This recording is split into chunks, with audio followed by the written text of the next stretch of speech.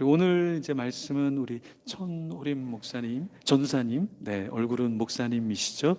네, 우리 천오림 전사님이 말씀을 준비해서 나눠주시는데요. 은혜 많이 받으시기 바랍니다. 우리 박수로 우리 초청하도록 하겠습니다.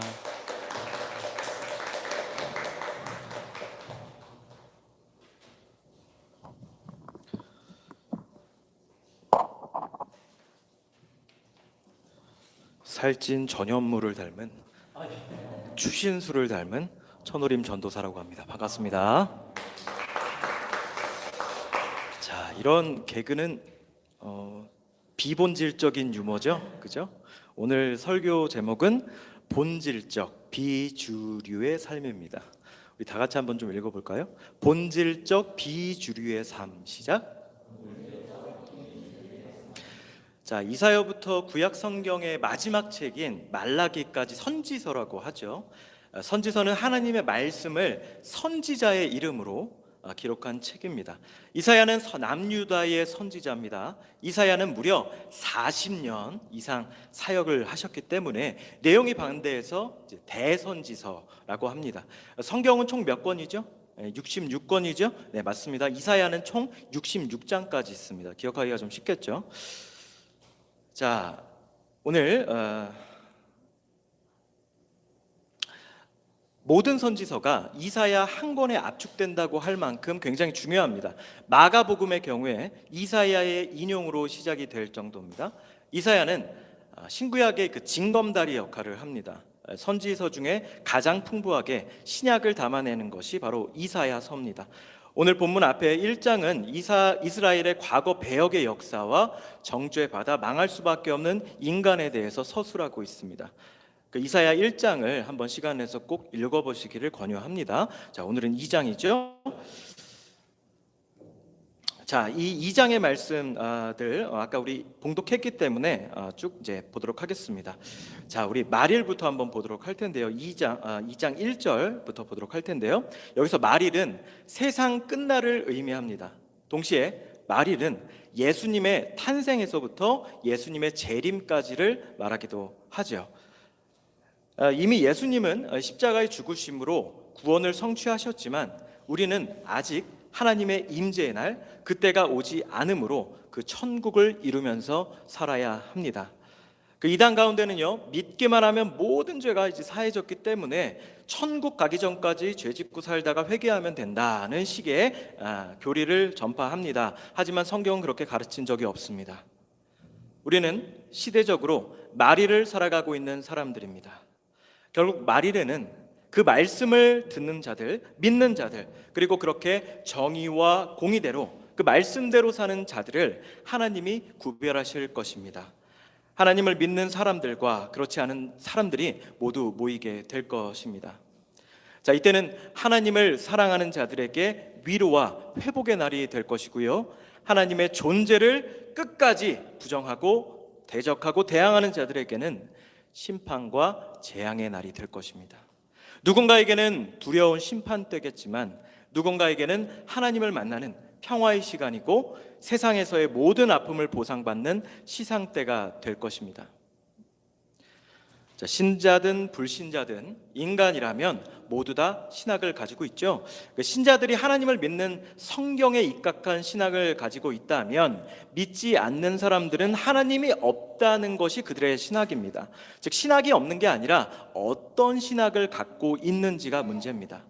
그렇다면 하나님은 없다고 주장하는 것이 과연 그 신학이 과연 합당한 주장일까요? 우리 좀 합리적으로 생각해 봅시다. 만약 사막 위에 자동차가 있다고 한번 생각해 보세요. 그게 우연으로 만들어졌다고 생각해 보세요. 이 자동차가 우연히 바람에 의해서 날아가던 쇠가 자연스럽게 붙고 돌이 깎여지고 어쩌다가 이제 엔진이 만들어져서 지금의 자동차의 형태, 우리가 보는 자동차가 만들어졌다고 주장하는 사람이 있나요?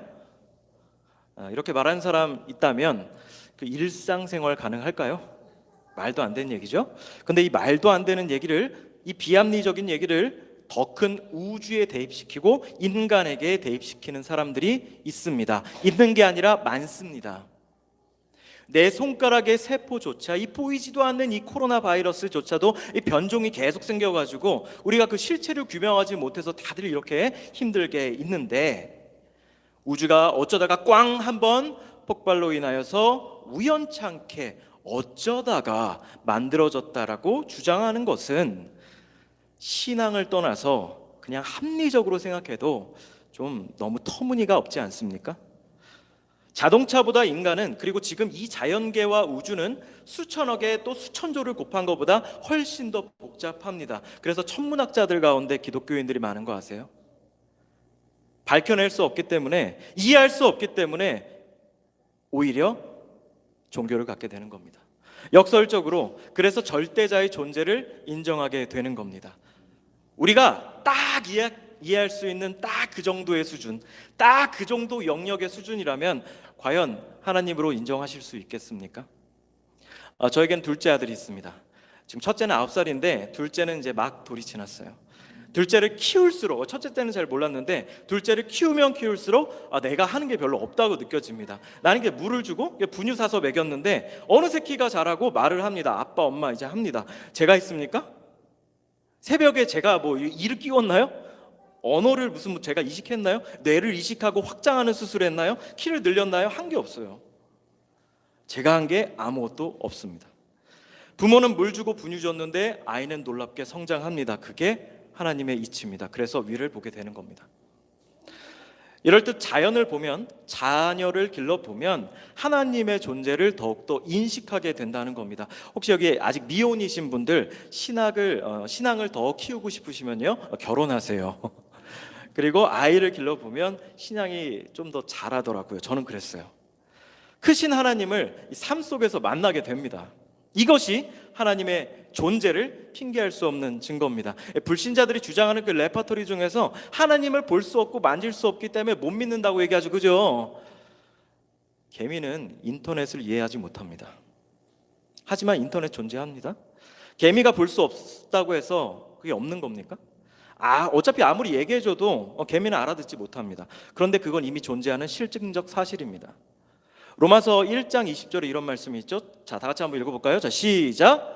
창세로부터 그의 보이지 아니하는 것들, 곧 그의 영원하신 능력과 신성이 그가 만드신 만물에 분명히 보여 알려졌나니 그러므로 그들이 핑계하지 못할 것이라. 자, 다시 한번요. 자, 시작. 창세로부터 그의 보이지 아니하는 것들, 곧 그의 영원하신 능력과 신성이 어디에? 그가 만드신 만물에 분명히 보여 알려졌나니 그러므로 그들이 핑계하지 못할지니라. 이렇게 너희들에게 많은 증거 보여줬는데, 이렇게 너에게 많은 예시들을 보여줬는데 모른다고? 믿을 수 없다고? 하나님은 결국 말일에는 핑계하지 못한다고 말씀하십니다. 자, 2절을 보면요, 여호와의 전의 산이라는 표현이 나오죠. 자, 우리나라에서 가장 높은 산은 그 백두산, 저기 북한의 백두산이고, 우리나라 이제 한라산이죠. 한라산이 몇 미터일 거예요? 1947m입니다. 진짜 높죠, 그죠? 근데 에베레스트는 좀 더 심합니다. 이게 8,848m입니다. 자, 그러면 이제 성경에도 나온 시온산은 얼마나 될까요? 자, 두구두구두구두구 시온산은요 무려 765m입니다. 에베레스트하고는 이제 게임도 안 되고요. 한라산하고 비교해도 저기 그 뒷동산 마실 나가는 수준입니다. 근데 이런 작은 시온산이 모든 산 꼭대기에 선다고 말씀하시는 거죠. 2절에서 저는 희망을 발견합니다. 그 그리스도를 비웃었던 사람들이 다 절망하게 될 거예요. 세상 가운데 슬픔으로 살았던 사람들이 최후의 날 기뻐하게 될 것입니다. 무능했던 자가 유력해지고요, 보잘것없는 시온산 같은 산들이 모든 산 위에 높게 우뚝 선다라는 겁니다. 이게 하나님의 전복입니다. 힘이 지배하는 약육강식, 인간의 이 사회가 하나님의 세계가 도래함으로 전폭적으로 뒤집어지는 9회 말 투아웃의 역전승입니다. 자, 그 다음 3절을 우리 읽어볼까요? 자, 시작. 많은 백성이 가며 이르기를 오라, 우리가 여호와의 산에 오르며 야곱의 하나님의 전에 이르자 그가 그 얘기를 우리에게 가르치실 것이라. 우리가 그 길로 행하리라 하리니 이는 율법이 시온에서부터 나올 것이요 여호와의 말씀이 예루살렘에서부터 나올 것임이니라.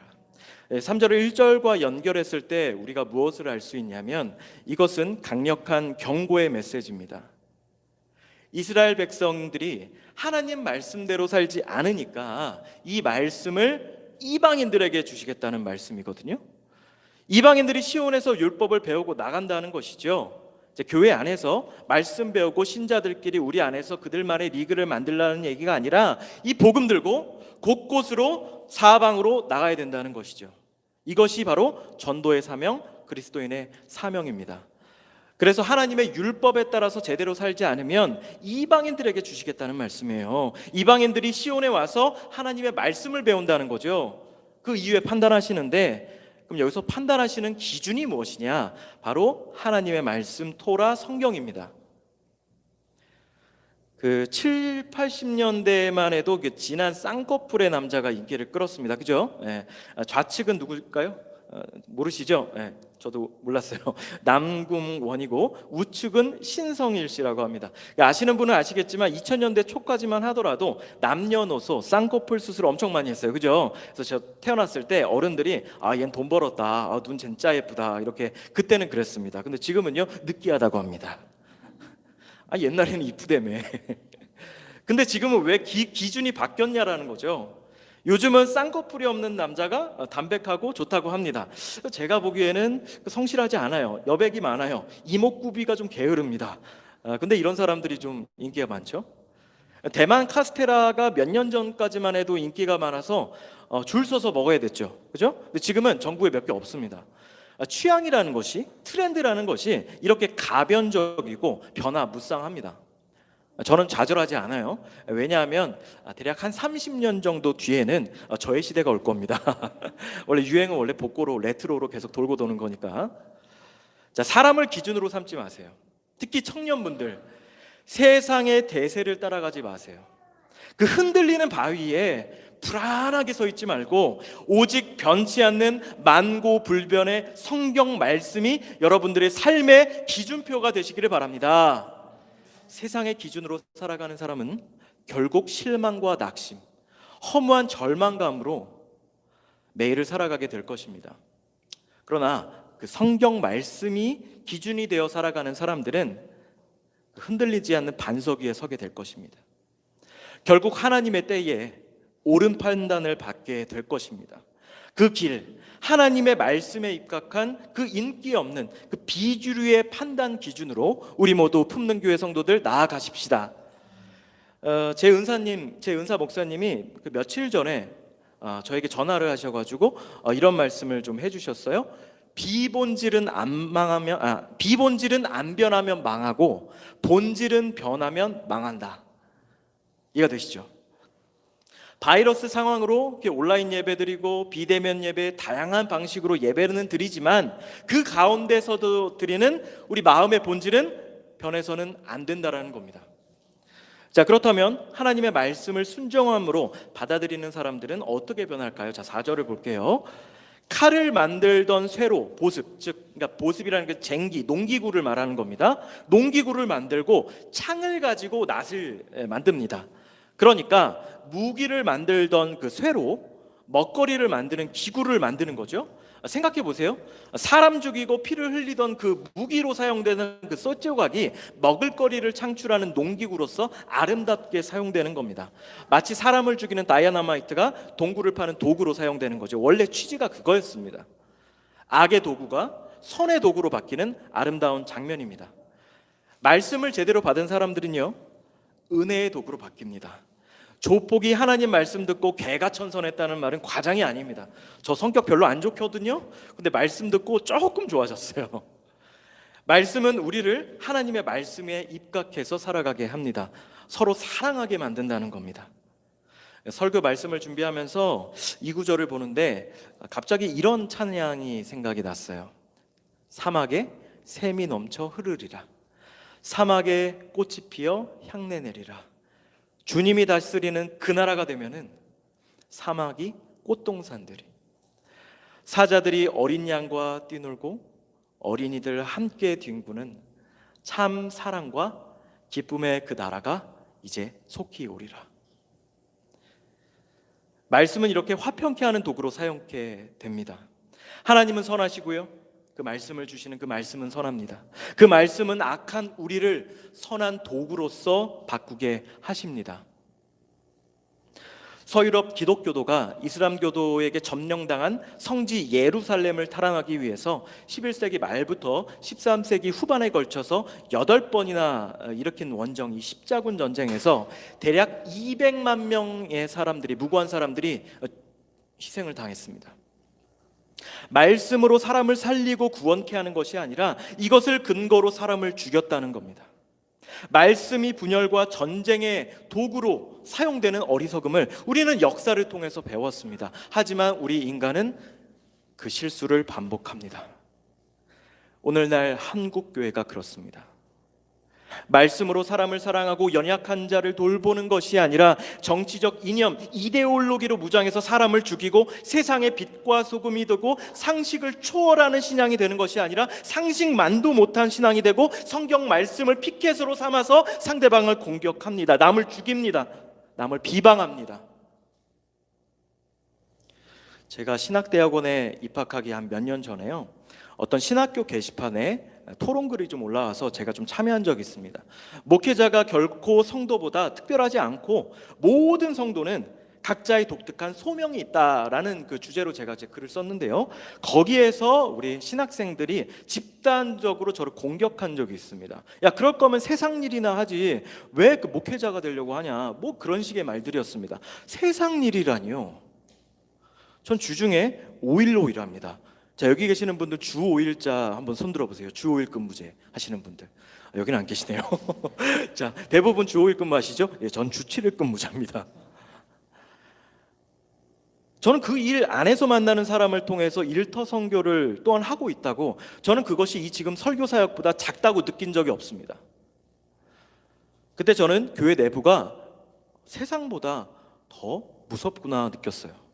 하나님 말씀은 근거로 사랑하는 게 아니라 그 말씀으로 사람을 공격하는 겁니다. 칼로 쟁기를 만드는 것이 아니라 쟁기로 칼을 만드는 거죠. 칼로 농기구를 만들어서 사람을 먹여 살려야 되는데 그 먹여 살리는 그 농기구의 쇠 조각으로 사람을 죽이는 겁니다. 쇠가 무슨 잘못이 있습니까? 그 쇠를 사용하는 인간이 문제죠. 우리는 오늘 이사야 말씀을 그래서 중요하게 들어야 되는 거예요. 신앙인이 신앙인답지 못할 때 세상은 어떻게 반응할까요? 우리를 향해서 뭐라고 할까요? 다음 절이 충격적인 말이 나옵니다. 5절을 살펴볼게요. 야곱 족속아 오라, 우리가 여호와의 빛에 행하자. 자, 근데 뭐요? 이 말 누가 하는 걸까요?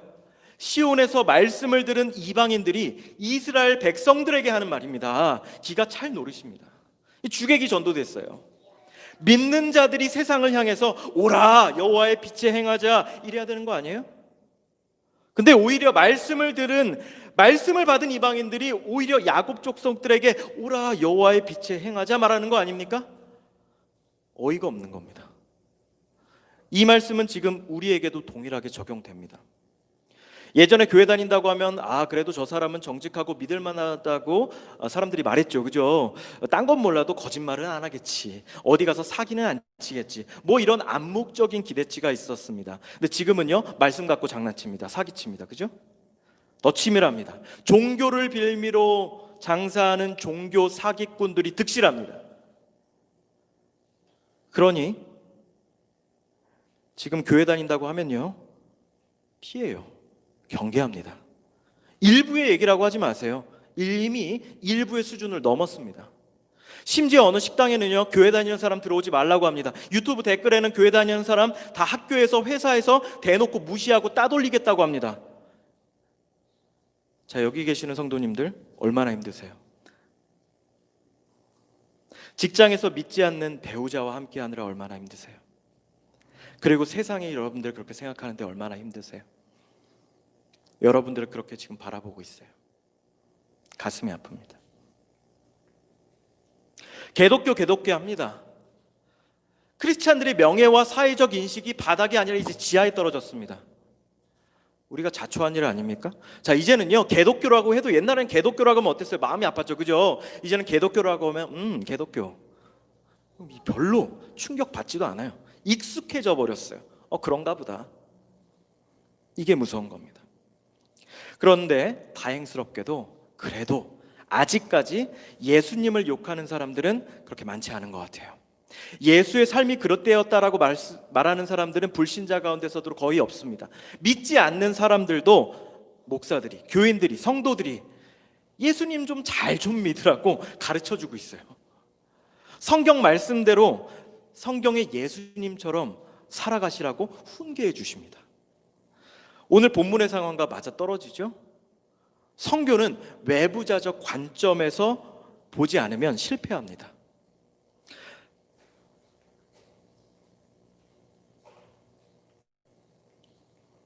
바로 야곱 족속을 버리셨어요. 이 야곱 족속은 바로 하나님의 백성, 바로 우리입니다. 우리가 말씀 앞에 다시 엎드려야 할 이유입니다. 우리가 하나님의 백성대로 살고 있다고 스스로 자만하지 마시길 바랍니다. 우상 숭배라는 것이 다른 것이 아니에요. 교회 다니는 사람 치고 물 떠다 놓고 산 속에서 무슨 절하고 이런 사람은 없죠, 그죠? 하지만 거리에서 타로점은 봅니다. 여기 성신여대 앞에 근처에도 여기도 있어요, 그죠? 저는 대학 시절에 그 전공을 연극 영화학과로 입학을 했습니다. 하정우가 제 과외 선생님이었어요. 얼마나 철저하게 분석해서 투자받고 어떤 시즌에 어떤 시나리오가 흥행하는지를 다양한 전문가들이 수치로 산출을 합니다. 그리고 나중에 뭐 하는 줄 아세요? 크랭크인 전에 돼지 머리 올려놓고 고사 지냅니다. 지금까지 잔뜩 분석해 놓고 결국 최후에는 미신에 의지하는 거예요. 불신자들도 자신들의 이성의 한계를 느끼는 겁니다. 정치인, 유명인, 오피니언 리더들 가운데 중대한 결정 앞에서 점쟁이에게 그 운명을 맡기는 사람들이 얼마나 많은지 아십니까? 또 그리고 그 가운데는 집사, 권사, 장로가 또 얼마나 많은 줄 아세요? 그게 우상숭배입니다. 그런데 이런 것들만 우상숭배일까요? 물질주의, 돈이 우상인 사람들이 너무 많아요. 교회 권사라고 말하면서 정작 사위와 며느리 선택할 때는 학교 어디 나왔노? 부모님 뭐 하시노? 물어보는 사람들이 많아요. 아니, 안 믿는 사람보다 더 꼼꼼하게 따집니다. 한 권사님은 한부모 가정이라고 결혼을 결사반대합니다. 세상 사람들의 풍속이 그리스도인들의 머릿속에 가득 찹니다. 몇 년 전에 긍정의 힘이라는 기독교 서적이 선풍적인 인기를 끌었는데 물질주의가 기독교 신앙 안에 들어와서 많은 신앙적 폐해를 남겼다고 많은 비판을 받았죠, 그죠? 전혀 다를 바가 없습니다. 이게 뭘까요? 바로 사상 안에 물질주의가 찌들어서 삶을 떠받들고 있는 우상숭배입니다. 먹고 사는 것을 초월하는 게 신앙인데 평생 먹고 사는 것에 혈안돼 있다가 죽는 신앙인들이 많아요. 바로 다음 절을 볼까요? 은금이 가득하고 보화가 무한하다고 합니다. 얼마나 많으면 무한하다고 합니다. 자, 우리 교회 설교 들으시는 분들 가운데는 그 3040 세대가 많으니까 아마 그 스타크래프트라는 게임을 아실 거예요. 거기 스타크래프트 맵에는 무한 맵이라고 있어요. 그럼 무한으로 생산할 수 있다는 얘기예요. 지금 딱 그겁니다. 하고 싶으면 할 수 있어요. 이제는 딱 지금입니다. 그런데 그 다음 절을 보면 물질적으로는 풍요로우나 영적으로는 너무나도 어리석은 행태를 볼 수 있습니다. 우상이 있다는 것이 아니라 그냥 가득하다고 말씀하시는 겁니다. 한두 가지가 아니라는 거고 자기 손으로 짓고 자기 손가락으로 만든 것을 경배한다고 합니다. 우상은 애당초에 원래 존재하지 않아요. 우리가 만든 겁니다. 존재하지 않는 것에다가 우리가 절하고 있는 거니까 이건 굉장히 우매한 행동이죠. 자기가 만든 것에 자기가 절하고 있으니 그 우매함의 끝판왕을 21세기 지성인들이 박사학위 받고 하고 있는 겁니다. 똑똑한 체하지만 영적으로는 어린 아이와 같은 겁니다. 우리나라는 기독교가 빠르게 확산된 나라죠. 거의 반만 년, 5천 년의 그 역사 가운데 불교와 유교가 뿌리 깊게 중심되던 그 제사드리고 밥에다가 숟가락 꽂아놓고 절하던 게 사실 얼마 안 됐어요. 그런 우상숭배가 만연하던 동양의 자그마한 나라가 하나님의 말씀, 복음을 받아들이고 세상에서 가장 많은 선교사를 배출하는 나라가 됐습니다. 교회가 PC방보다 많다는 우스갯소리를 할 정도입니다. 경제적으로는 어떨까요? 우리나라는 불과 수십 년 전에도 개발도상국이라고 했어요. 근데 지금은 어떻습니까? GDP 무려 10위입니다. 220여 나라 가운데 12위의 경제 대국입니다. 옛날에는 캐나다로 이민 많이 갔죠, 그죠? 지금은 오히려 캐나다에서 역이민 오시는 분들도 되게 많아요. 지금 상황이 그렇습니다. 그야말로 은과 금이 넘쳐나는 풍요의 나라가 됐습니다. 한국인 특유의 근명 성실함과 동시에 이렇게까지 된 거는요, 영적 눈으로 바라보면 하나님의 축복이 아니라고 말할 수 없어요. 우리는 하나님을 사랑했습니다. 제가 했다고 얘기했죠? 왜 현재형이 아니라 과거형 사랑했다고 말할까요? 지금 이 시대에, 지금 이 교회에, 한국 교회에 돈보다 하나님 사랑하는 사람이 있습니까?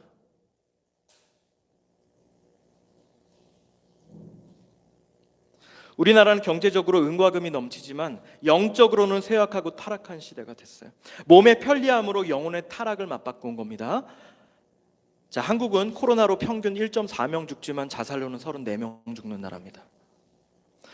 우리게 이렇게 코로나로 심각하니까 이제 온라인 예배 드리고 있죠, 그죠? 코로나만 심각하냐고 물어보시면 저는 아니요.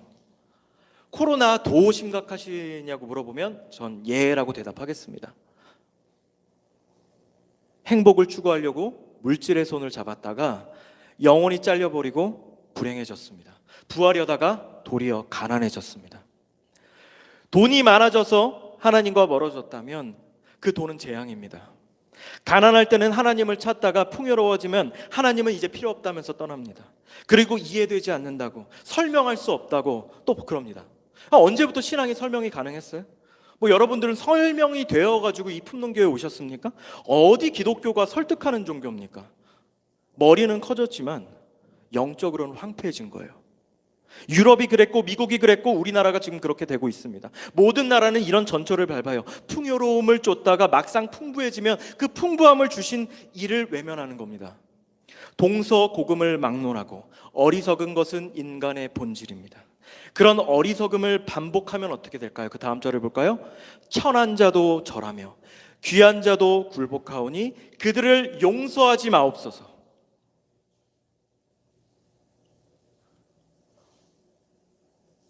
원래 선지자들은 용서를 구하는 자들이죠. 하나님 앞에 이 백성을 제발 좀 용서해달라고 그런 사람들 선지자들 아닙니까? 그런데 이사야 선지자는 단호박이에요. 그들을 용서하지 말라고 합니다. 여기서 이사야 선지자가 좀 너무하네, 인내심이 없네 이렇게 말하면 안 됩니다. 얼마나 오죽하면, 자 우리 다 같이 한번 따라해 보실래요? 오죽하면, 시작. 오죽하면 얼마나 죄에 빠져 사는지, 얼마나 죄에 침식되어서 이게 문제의식이 없어요. 문제가 더 큰 문제가 뭔지 아십니까? 그 문제가 문제인지 모르는 게 더 큰 문제입니다. 인간은 좋은 말로 해서 잘 안 들어요. 혹시 사람을 너무 배려하면 배린다라는 말 들어보신 적 있어요? 타이르거나 어르거나 긍정의 말을 하면 처음에는 잘 듣다가 결국 자기 행실대로 살아갑니다. 선악과 빼고 다 먹으라고 하나님이 좋게 얘기하셨잖아요, 그죠? 근데 굳이 그걸 또 먹었잖아요. 그게 인간이에요. 하나님도 참으시죠. 하지만 그 인내를 시험하지 마십시오. 하나님은 사랑의 하나님인 동시에 공의의 하나님, 심판의 하나님이시기 때문입니다. 우리는 하나님을 사랑함과 동시에 두려워해야 합니다. 하나님 앞에서 교만해지지 맙시다. 이 촛대를 이 민족, 대한민국에게서 걷어가실 수가 있습니다. 그렇게 뜨겁게 하나님을 사랑했었던 이 나라, 이 민족이 이토록 하나님을 배신할 수 있나요? 명백하게 잘못하고 있는 겁니다. 내가 지금까지 신앙생활 잘했다라고 우쭐거리면 안 돼요. 모태신앙이고 권사고 장로고 목사고 그 직함, 직분이 중요한 게 아닙니다. 그 직함, 그 직분대로 살았느냐가 중요한 겁니다. 권사면 권사답게, 집사면 집사답게, 목사면 목사답게, 장로면 장로답게 살아야 하는 것입니다. 하나님 앞에 서면요, 우린 다 계급장 떼고 만나는 거예요. 개신교는 프로테스탄트, 즉 개혁하는 교회입니다. 우리 개신교는요 500년 전 종교개혁을 너무 우려먹는 것 같아요. 그죠? 재탕, 삼탕, 사리곰탕 하고 있어요. 500년 전에 개혁하고 지금은 안 합니까 그러면? 매일같이 성경 앞에 갱신하고 개혁하면서 죽어야 하는데 어느새 자본이 들어오고 정치와 결탁하고 세력이 생기면서 사람들이 모이고 편한 길로 가려고 하고 있어요. 비본질적으로 나아가고 있습니다. 교회도요 대기업과 똑같이 됐어요. 작은 교회 안 옵니다. 품는 교회 사람들이 잘 안 올걸요? 많이 오셨네요. 큰 교회 가려고 하죠. 자본이 있는 교회, 인테리어 잘 된 교회, 시스템이 잘 된 곳, 편한 곳. 바로 비본질적으로 나아가고 있는 겁니다. 매일매일 새롭게 하나님 앞에 나는 죽습니다. 내려놓고 항복하고 두 손 들고 하나님만 붙들고 살아가야 합니다. 이제 기독교는 다시 처음처럼 소수의 종교가 될 것입니다. 본질적 비주류로 나아가야 되는데 비본질적 주류로 사는 겁니다. 그래서 우리는 결국 세상 사람들의 비난의 대상이 됐습니다. 니들이 과연 우리와 뭐가 다르냐? 한국 교회는 원래 소수, 건전한 건강한 소수에서 시작해서 지금은 건강하지 않은 다수가 돼버렸어요. 지난주 우리 담임 목사님께서 말씀하신 것처럼 한국 교회는 코로나로 인해서 우리의 영적 수준이 탄로나 버렸습니다. 미래학자의 말에 따르면 30년 후 교인들은 한 400만 명 정도가 될 것이다 라고 얘기합니다. 어떤 분은 아니다, 지금 이런 인식이라면 200만 명도 채 남지 않을 것이다. 다음 세대가 전멸입니다. 성교학에서는요, 각 종족당 기독교인이 5% 미만인 종족을 미전도 종족이라고 하죠. 우리나라가 지금 미전도 종족입니다. 지금 한국의 아이들, 지금 다음 세대 아이들이 그렇습니다. 학교에 가보면요, 믿지 않는 아이들이 훨씬 더 많고 믿는 아이들은 소수가 될 겁니다. 크나큰 위기가 아닐 수 없습니다. 이제 우리 기독교는 한국 교회를 넘어 세계교회 전체가 견고한 진정한 예수님의 제자들만 남는 종교가 될 것입니다. 오늘 말씀을 세 가지로 정리해 보겠습니다. 우리는 결국 마지막 때 말일에 판단받게 될 것입니다. 믿는다고 입으로만 하는 것이 아니라 삶에서 그리스도인의 모습이 되어야 합니다. 그리고 그 판단 기준은 하나님의 말씀이 되어야 하는 거죠. 많은 사람들이 대세를 따라갑니다. 그 대세를 따라가지 말고 본질을 붙잡고 비주류로 나아가시길 바랍니다. 그 삶을 살아가시라는 겁니다. 독일의 신학자 보네퍼 목사님은 이렇게 말씀하셨어요. 인간에 대한 처절한 환멸을 경험하지 못한 사람은 아직 그리스도를 만나지 못한 자다. 인간에 대한 핑크빛 환상이 깨지고 나서요, 비로소 그리스도의 공동체는 시작된다. 세상 사람들은요, 인간의 가능성을 자꾸 봅니다. 인간은 뭐든지 할 수 있고 다 잘할 수 있고 우리가 인간이 선하게 세계를 만들 수 있고 강조하고 막 이렇습니다. 우리들은 압니다, 우리의 한계를요. 우리 인간이 약하고 악하기 때문에 그 핑크빛 환상의 거품을 우리는 알기 때문에 우리는 그리스도를 찾는 자들 아닌가요? 인간의 길은 실패합니다. 늘 실패합니다. 모이면 은금을 취하려 하고 육신의 정욕, 안목의 정욕, 이생의 자랑을 쫓아서 살아갑니다. 뭘 기대하세요? 지금까지 계속 그래왔잖아요. 하지만 주님은 선하시고 늘 승리하십니다. 전 그걸 믿습니다. 그러므로 딴 거 붙들지 마시고요, 그 허무한 것을 붙들지 마시고 부동산 가격 오락가락하는 거 자꾸 들여다보지 마시고 말씀 쳐다보세요. 그리고 말씀대로 살아가십시오.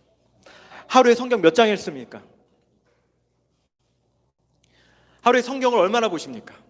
그 말씀이 내 삶에 대입이 됐습니까? 단순히 그냥 의식적으로 하는 거 말고요, 그래도 의식적으로 해도 참 대단한 거지만 그것조차 안 하는 사람들이 많아요. 매일 1시간 뉴스는 보죠, 그죠? 뉴스 1시간 안 보면 좀 이상하지 않습니까? 그죠? 뉴스는 봅니다. 1시간 성경 보십니까?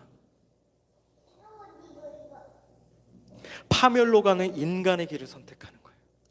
물질주의에 빠지는 것이 아니라 하나님만 의지하는 그런 복된 삶이 되시기를 주님의 이름으로 축원합니다.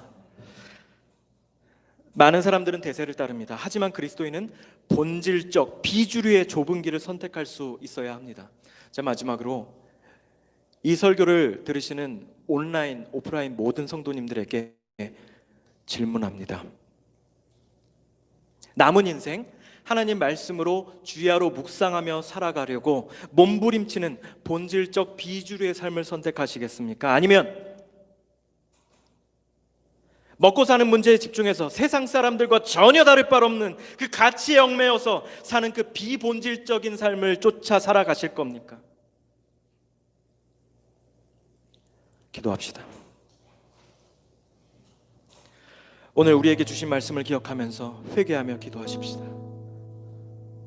본질적 비주류로 살아야 되는데 무늬만 그리스도인이고 생각은 철저히 물질주의에 찌들어서 떠받들고 살았던 이 비본질이 우상되었던 지난 삶을 반성합니다. 지금이라도 세상의 빛과 소금의 역할을 하지 못한 우리 먼저 회개하고 반성하며 나아갑시다. 자, 우리 주여 한번 부르짖고 간절한 마음으로 소리 높이 기도합니다. 주여! 하나님 아버지, 우리가 철저히 하나님의 말씀대로 살아가지 못했고 그 말씀에 입각하지 못했습니다. 세상은 교회를 원망하고 더 나아가서 비난하고 조롱합니다. 교인이라 하면서도 우리는 낫으로 쟁기를 만드는 것이 아니라 낫으로 창을 만들고 화평케 하는 자가 아니라 세상과 대적하며 그들에게 빛과 소금이 되지 못했습니다. 주류가 되려고 했고요, 부를 축적하려고 했고요, 그저 더 잘 살려고 노력했습니다. 우리의 목소리를 들으시고 다시 한번 기회를 주시옵소서. 우리를 용서하시고 긍휼히 여겨 주시옵소서. 아버지 도와주시옵소서. 아버지 인도하여 주시옵소서. 우리를 불쌍히 여겨 주시옵소서. 아버지 도와주시옵소서. 인도하여 주시옵소서. 아버지 인도하여 주시옵소서. 아버지 인도하여 주시옵소서. 자, 혹시 가정에서 예배드리고 계시는 분들 가능하시다면 무릎을 좀 꿇어 주시겠어요? 그리고 여기 계신 분들 가운데서도 가능하신 분들은 무릎을 좀 꿇어 주십시오. 여러분, 우리가 그렇게 대단합니까? 우리가 예수님보다 낫습니까? 우리가 예수님께서 그 핏값으로 우리를 살리셨는데 우리는 그건 뭐 했나요? 우리는 그들과 다름없는 삶을 살지 않았습니까? 이제는요, 회개하지 않으면 안 돼요. 회개하지 않으면 안 돼요. 회개해야 합니다. 회개해야 합니다.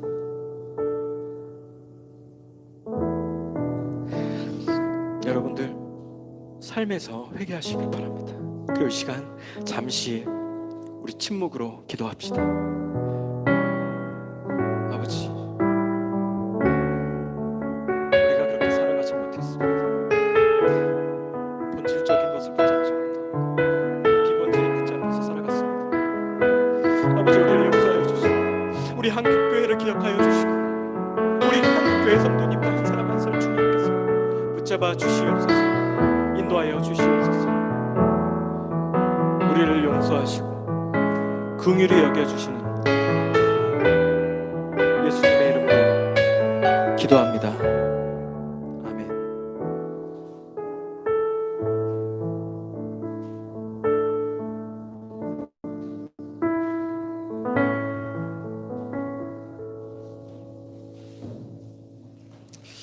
자, 축도하고 예배 마치도록 하겠습니다.